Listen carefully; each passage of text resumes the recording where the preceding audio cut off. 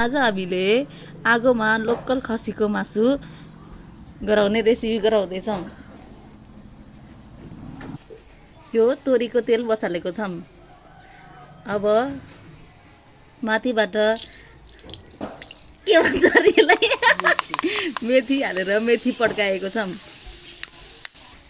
अनि यो लसुनको पेस्ट पनि बनाएर अब हामीले हाल्यौँ लसुन।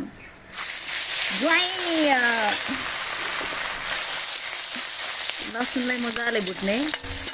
यो रह्यो खसीको लोकल मासु। कस्तो छ छैन त खाम जस्तो। अब लसुनलाई यति रातो बनाएर अब खसीको मासु हाल्ने। यसरी हाल्ने ज्वाइँ।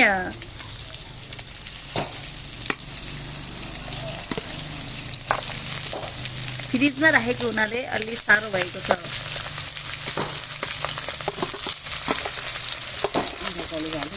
दुईटा कलेज हो हाम्रो सानो बाबुलाई हो। सबै हालेर यसरी मजाले अब चलाउने।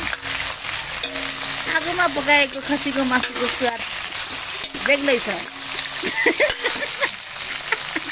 अब माथिबाट बेसार हाल्ने र यसलाई मजाले चलाउने। आगो यसरी फुक्नुपर्छ, बल्दै बल्दैन। टक्क लाएर बिहानीको घाम पनि सनराइज भइरहेको छ। घाम ताप्दै मासु भोट्दै मासुको आवाज कस्तो आइरहेको छ सुन्न सक्नुहुन्छ। गयो माथिबाट प्याज हालेर मजाले चलाउने। देखे छैन त मासु खाम जस्तो। मेरो हाँसो कस्तो।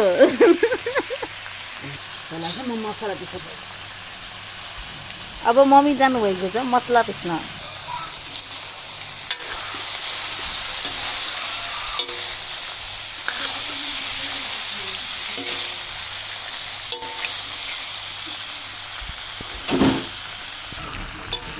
मासुलाई जति चलायो उति मिठो।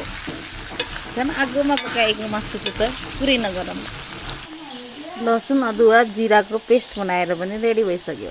अब गयो यसमा लसुन अदुवा जिराको पेस्ट।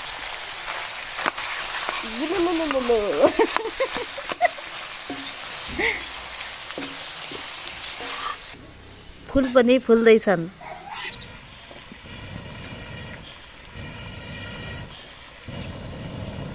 अब हालौ यसमा नुन। अब सुन किन्न सक्दैनौ नुन खाऊ।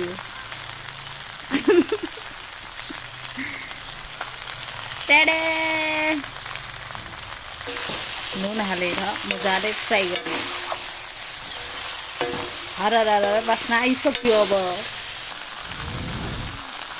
यतिको रातो भइसकेपछि अलिकति पानी हालेर सुपको लागि अब यसलाई थालले ढोकिदिने। मासु अहिले भगभग उम्लिसकेको छ। कस्तो देखिरहेको छ? खाम जस्तो देखेको छैन? खसीको मासु पाकेर रेडी भइसकेको छ। तपाईँ पनि चाहनुहुन्छ भने यस्तै गरेर पकाएर खान सक्नुहुन्छ। यही हो हाम्रो हँसिलो रसिलो खसीको मासु।